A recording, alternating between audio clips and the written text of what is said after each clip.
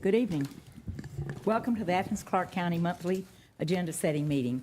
We welcome those of you here with us in person tonight and those watching remotely online or on ACTV, on Athens-Clarke County TV.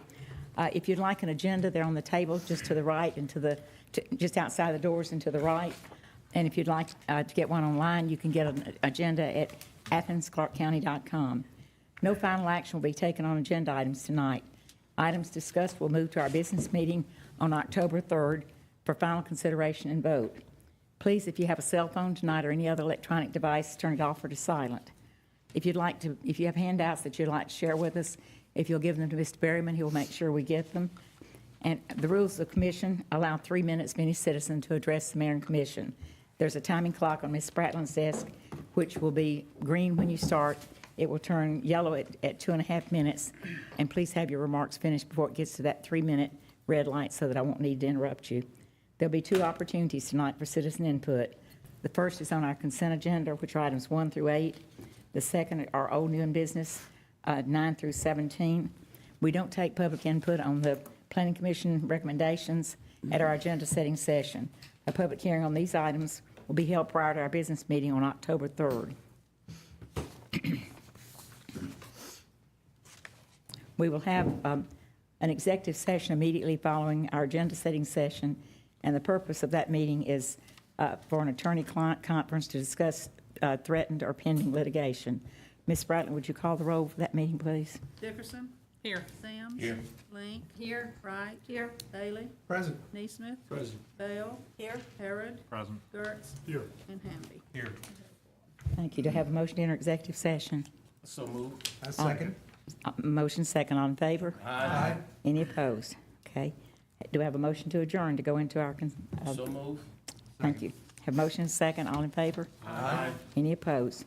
Okay, we will start with our agenda setting session, and we start with the consent agenda, which are items 1 through 8. So if there's anyone here that would like to comment on one of these items, please come to the podium and give us your name and address, and let us know which item you're speaking to. Seeing no one, we'll come behind the rail. Is there any commissioner who would like to remove an item from the consent agenda? I'll Ms. remove Lynn? the Glenhaven item. Which is I think it's number 1. item number Yeah. 1. Okay. Hey, item 6, I have a question. Yes, ma'am. Item 6, just have for a question.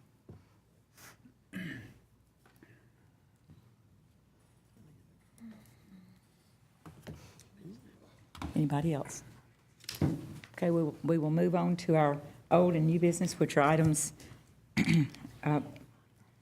9 through 17. Anyone who would like to speak to one of those, this would be the time to come up to the podium. Let's hear from you. Okay, seeing none. This kind of seems scary, doesn't it? Nobody's here, or very few people here. It's not that we don't count you folks out there that took the time to come. Thank you for being here. The first item that we'll discuss will be item number 1 from our consent agenda. It's been moved down by Ms. Link, and that's removing parking restrictions on Glenhaven. Would you like to speak to that, Melissa? Yeah, I just want to have some conversation with some of the folks who live on the street. This was requested by some folks who live over there. There's some right-of-way cut-throughs that are no longer active, and there was yellow curb associated with that, and parking on this street is very challenging. So I'd alerted some of the residents that it alerted me to this and asked them to take a look at it. So I just want to make sure that they get a good look at it before Yes, ma'am. We'll leave that off and leave it on the regular agenda, Ms. Spratt. And then item number 6, Ms. Dickerson. Yeah, and I apologize, I'm trying to make sure so my question was, I think it requires Mr. Sherry, is that how you say his name, to get a private utility easement. Is that for his benefit or for ours? I guess I don't know. He owns both pieces of property, so why would he need to get it? Is that for us? Because it doesn't fall within our policy. So Well, go ahead. if he would ever to sell it, and it's sort of a buyer beware thing, then the person that would buy it would maybe not have that easement. So this is, in perpetuity, Okay. that's preserved. Yeah.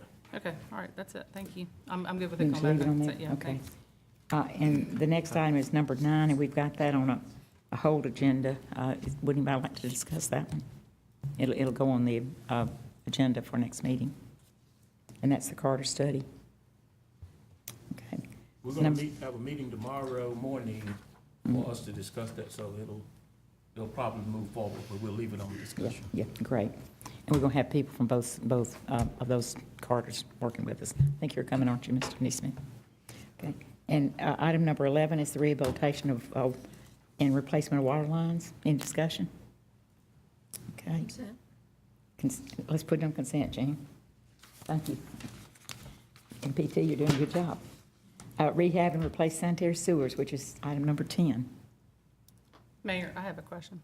Yes, ma'am. Actually, I have a question about both. Actually, for some reason, we have those numbers are reversed Yeah. on my. Yeah. Yeah, I have a question about 11 and 10 or 10 and that 11. So my question is, I understand they're multi-year contracts, but if you add up the cost for RDJ and site engineering, so if you add up the cost for RDJ for the water, it's 5.9 million, and for the sewer, it's 16.6, that's 22.5 million.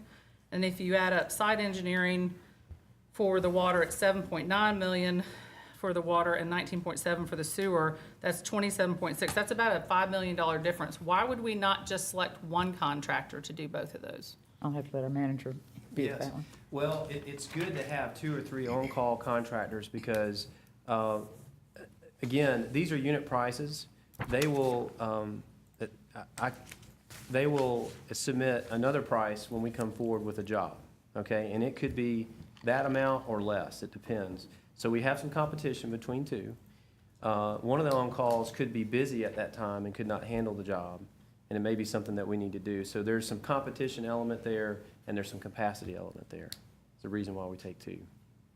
And typically, you would have 3 that you might choose from, like with our on-call design engineers. Okay, I may have other questions about And it. these are not to exceed prices, not firm prices, correct? That's right. Now, you know, over time, there is sometimes a catch-all line item where they true it up, and that's really where, we would ask the 2 on-calls to give us a price on it, and we're going to take the better price. And sometimes, if there is an extenuating circumstance, there's sort of a catch-all line item where you'll see the big difference between the prices. But if I'm gonna think about this some more. I may have some other questions. I'll think about it. Okay, great.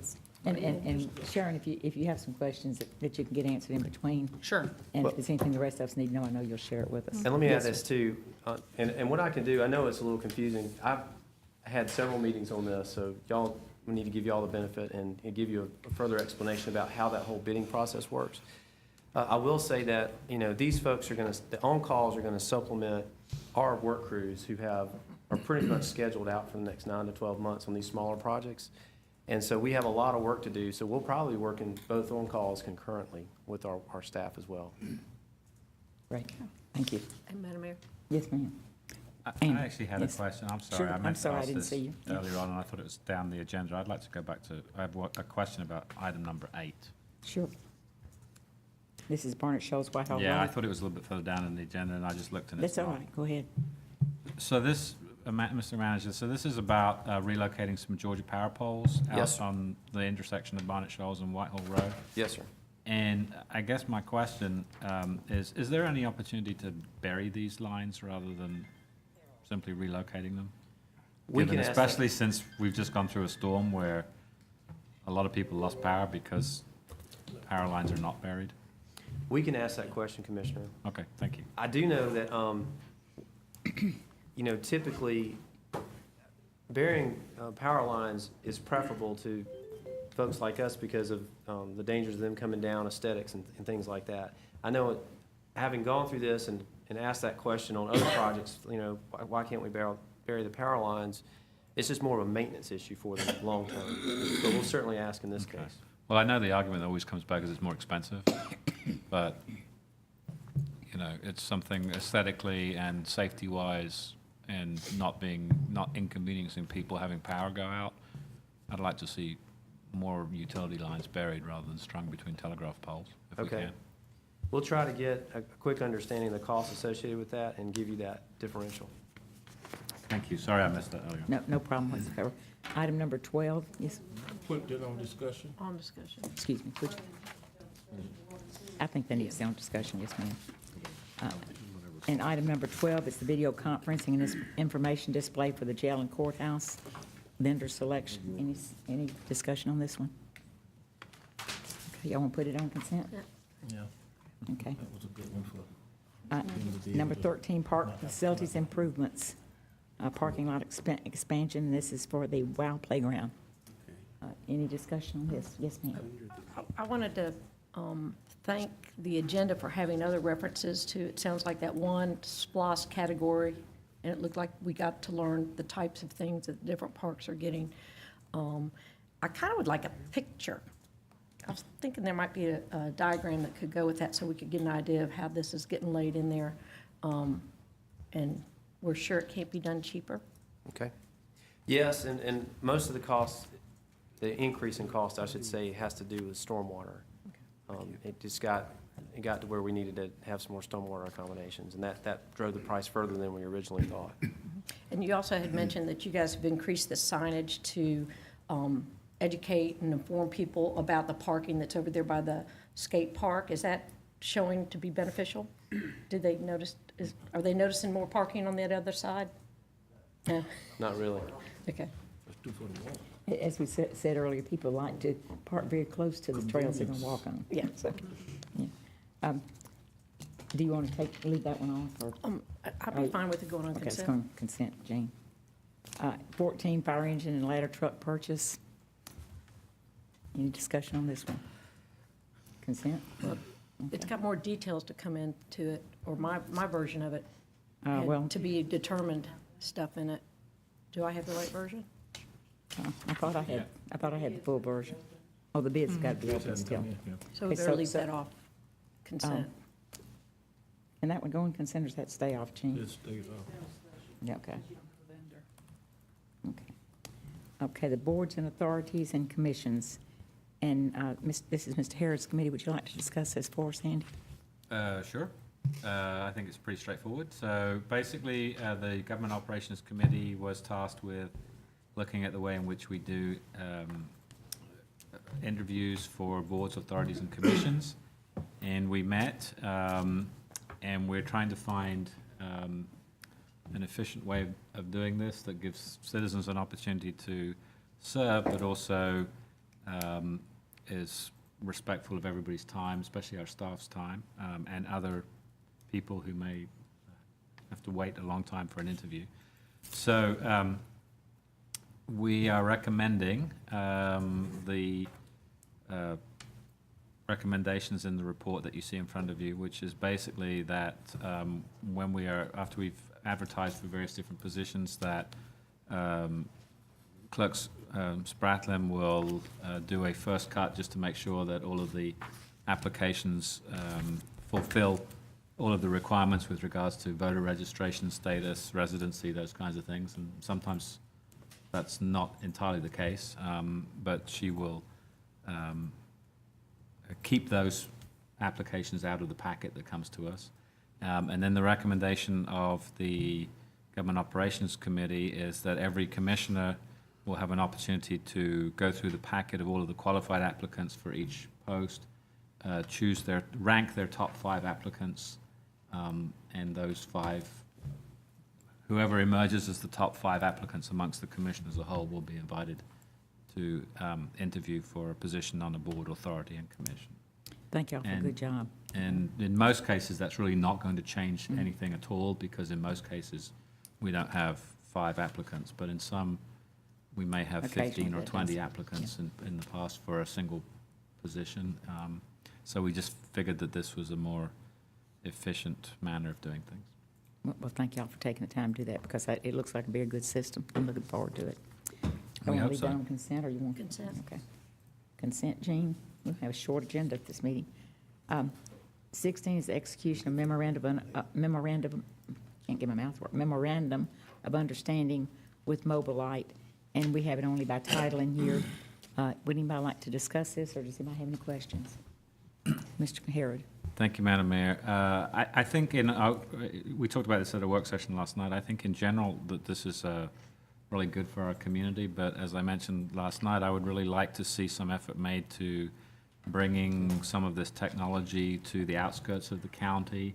I don't want to speak for Commissioner Dickerson or Commissioner Neesmith or any of the other commissioners that represent more rural parts of the community, but I know that there are some issues with regards to being able to access the internet, and so I would like to see a means to either incentivize or require provision of some of this service to some of the more rural parts of our county. Yes, sir. Ms. Dickerson and Mr. Gertz. Yeah, I'll ditto what Commissioner Harrod said. I think they're coming to us and they're asking us for something that we haven't done before. I think this is the opportunity to leverage what we have and get something for our citizens. And it's not just internet service, I mean, it's cell service too. I mean, the whole, shebang. So it's just it is difficult on the outlying areas, and certainly understand it makes sense that they want to, provide more in town because there's more density in here. But if we're going to give them something, I think they ought to give us something in return, so. Mr. Gertz. Thank you, Madam Mayor. Manager Williams, do we have a good sense of some of these areas throughout the county where there are deficits in broadband access? We do, and y'all had approved in the budget last year some funds for a broadband study, which has since been undertaken. And it did an asset inventory, if you will, of the different providers, and we have a sense of, we don't have coverage areas identified or lack of coverage areas necessarily, but, and that is something we want to bring to you in a work session. There is some ideas about how the local government can be more proactive at providing that service or helping to provide that service in those areas. That's pretty exciting, and it's feasible. And so that's something we want to bring to you there, and I'll defer to Attorney Berryman. We can certainly attempt to leverage something like that, but this is such a market-driven thing. I'm not sure. The small cells are meant to take the load off of the big towers, and so where the load is the most prevalent or in the more denser areas, hence that's why the small cells are there. To deploy them out where the towers don't have a load would be unnecessary for them. And Commissioner Neesmith asked last night for some a review of the technology, and the vendors were present, and they are going to be given that. That'll be forthcoming, and I'll defer to you, Bill. Yeah, the only thing I'd like to add is that so far the Mobility and Crown Castle, they're not providers. They are essentially subcontractors of the big providers. So that's why I asked Ms. Crawford last night with Mobility to give us an explanation of what they can and can't do. And she said she would. She said there might be some things they can do, but just, I think it's important to know they aren't really the retail providers of this service, and they might not be in a position to drive that. Well, I mean, that's fair enough. That's something for us to explore, but I would rather explore the question and the answer come back that it's technically not feasible. That's different from saying it's economically not feasible, in my Sure. And Andy, Mr. Gertz was next, then I'll call you Mr. Neesmith. I was finished. I'm sorry, but I served on that committee with GMA, and that's why I was digging through this right quick while y'all were talking. And it seems to me that this small cell technology is not a technically, it's not necessarily impossible, not a technologically reasonable thing to do in the outer areas, because as I understood it, it was like boosting the signal to the big towers, where they're overloaded in real heavy areas like downtown. Madam Mayor, So, you're Mr. partially Neesmith. right. The problem with the small tower technology is that it doesn't have a wide range so it's only like maybe 500 meters from its location. Well, I think they said 51 feet in the Well, it documents depends. here. It depends on what technology they implement. There And are that's our some limit that in have our a ordinance. broader.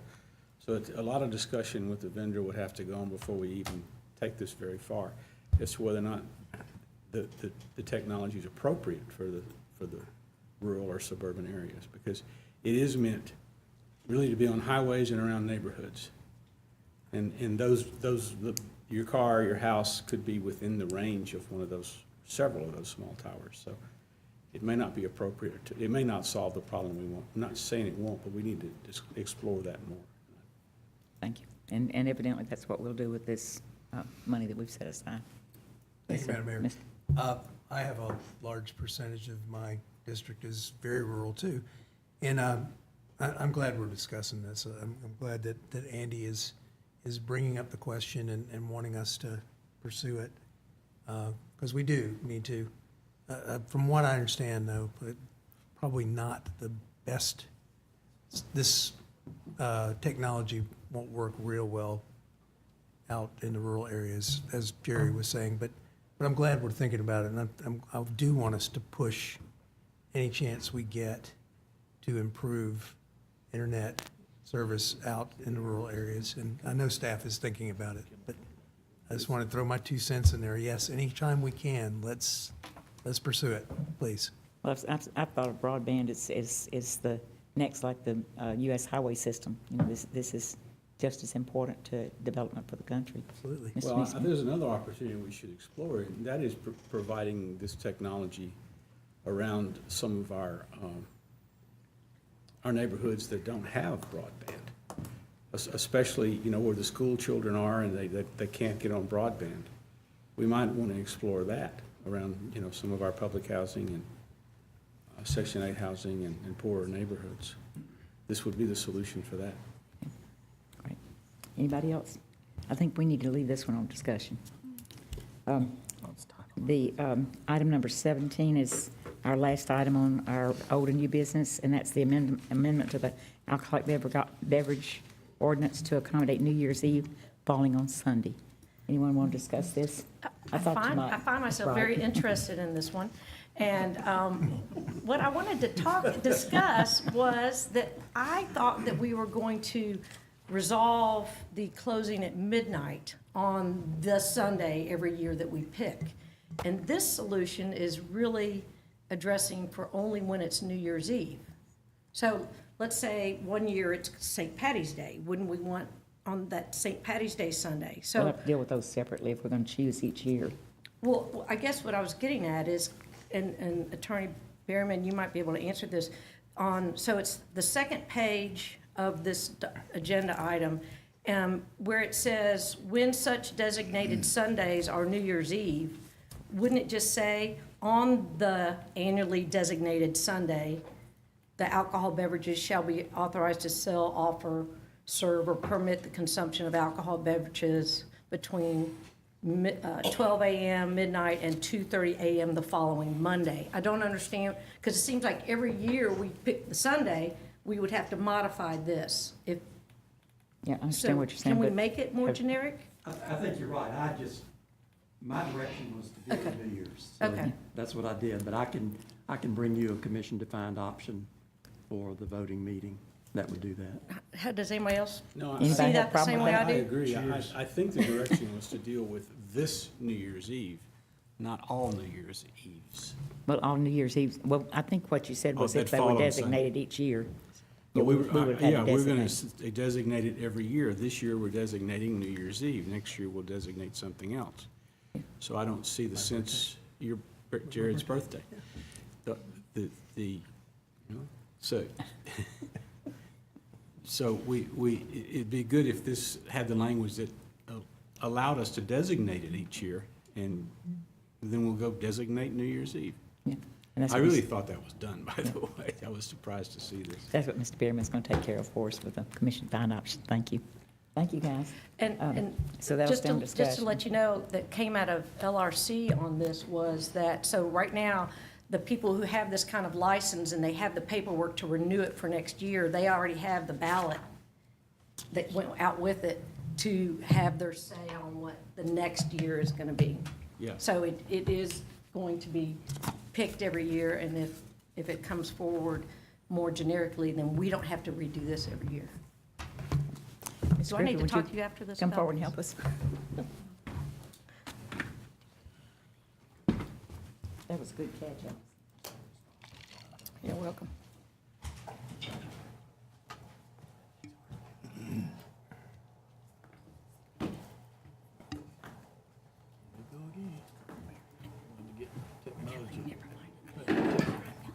Get people to.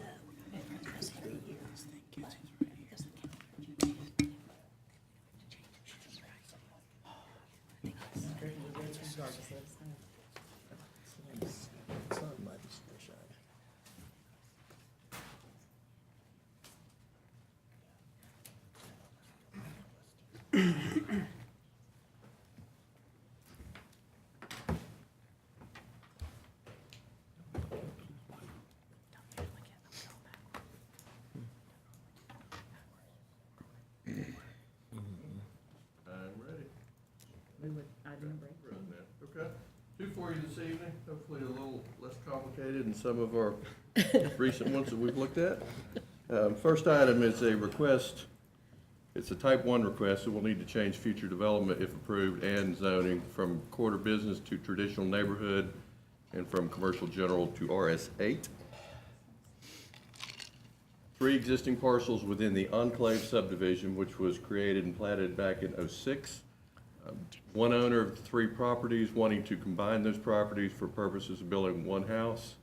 Not allowed anymore in commercial general. That was a change that we made in 2007 when we were starting to see with the housing boom that was going on at the time, a lot of our commercial properties were being developed as single family. And so there was an amendment put in place that said if you've got an existing lot of record today in January of '07 that's in a commercial zone, you have a right to build a house on it. But any new lots created after the effective date, it's now going to be a special use permit if you want to build a house.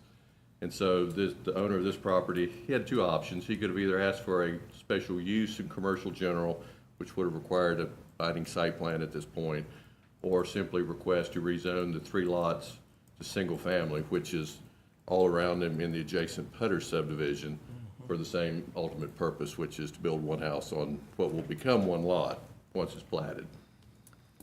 You see the property here. This is just on the south side of Jefferson Road. Enclave was really everything north of this arrow on Firefighter Court, and the remaining 3 lots are right here around the kind of the eyebrow cul-de-sac. Putters begins here with the interconnection and goes down. All of Putters is zoned single family. Request is simply to change those 3 lots. You see it again there, to go from CG to RS8. And to change from quarter business to traditional neighborhood. 1 lot. He owns all 3. 2 of the lots are pretty constrained. There's a stormwater easement and some tree save areas on these 2 lots. It really would be probably fairly difficult to build individual houses on. So, yes, ma'am, combining into 1 for 1 house. Whoops. And the recommendation for both changes from the Planning Commission is to approve. Yes, ma'am. Brad, do you mind going back to the actual aerial photo, please? Okay, so what is the history there with those lots? Why are they zoned commercial? It was, I mean, it probably goes back to the original 80s quarter zoning, where you were certain distances off your quarters with commercial. So when we changed in 2000, the commercial general designation came all the way off the corridor to this point right here, all the way across. And Right. this was probably one of the last ones before we amended the ordinance that we platted, and it was a by right subdivision. It was not something that was rezoned or that you ever saw as part of your work. So, yeah, it's just stripped commercial through there. Okay, it just seems being that close to the other residential that it would have. And and at the time that it was platted, there was no reason for them to request a rezoning because you actually. Could still build on 1 lot. You can still build on the lots, and your density that you got out of commercial general for single-family purposes was actually greater than RS8 below it. So, Right. I mean, there was no reason for the developer at that time to request a change. Okay. I don't have any other questions, Madam Mayor. Yeah, I'm just a little concerned about the combination of 3 lots. I mean, does it have everything to do with this tree save area? What's the story behind the tree save area? Tree save area was something that would have been provided as part of the original subdivision plat to meet conserved requirements. It just seems really out of character for that neighborhood to all of a sudden have one big giant house for one, or one big giant lot for one house when you've got, you know, the surrounding properties are kind of modest, traditional sized lots. Yeah, and I have no idea about the size of the house. These I mean, it's two just a really big lot. Right, It's it just- would be. it's- I mean, it just seems like a waste of space when you would think that you could get 3 homes where they apparently just want to put one. I'm just a little perplexed. Brad, didn't you just say that those other 2 aren't really buildable? I mean, they would be buildable for small houses, but they're constrained. If I remember correctly, I looked at the plat this afternoon. There's a drainage easement that runs right down this line between these 2 lots. And then from about this point back on both of those is a tree save area. So they, you know, possibly small ones right up on the road, but, you know, just some utility restrictions and others in place.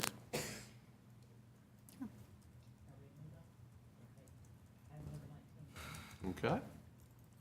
Item number 19 is a special use request that also includes a future development map change.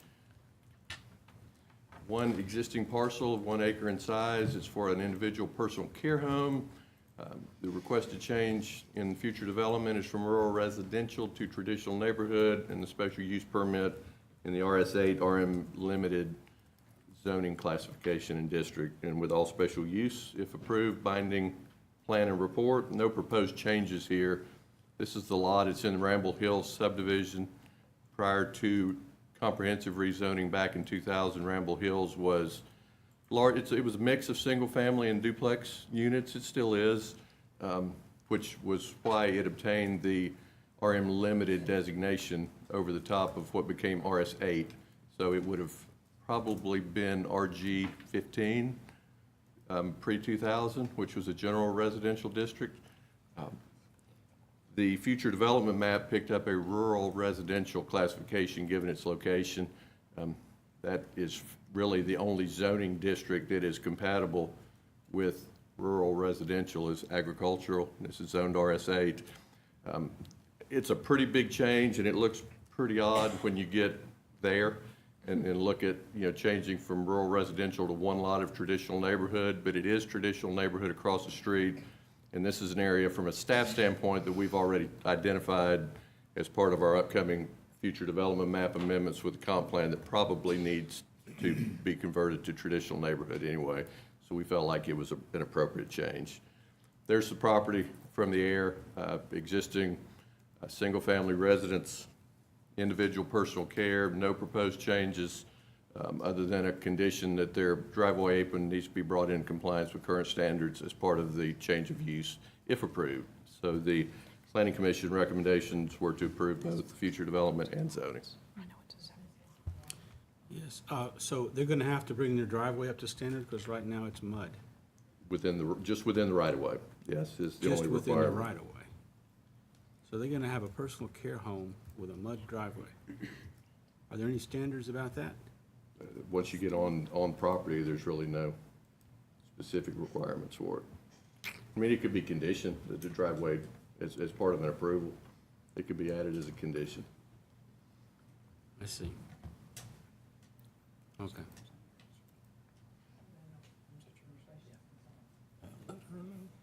Okay, thank you. There's a record, 35 minutes. So that's a record. The balance.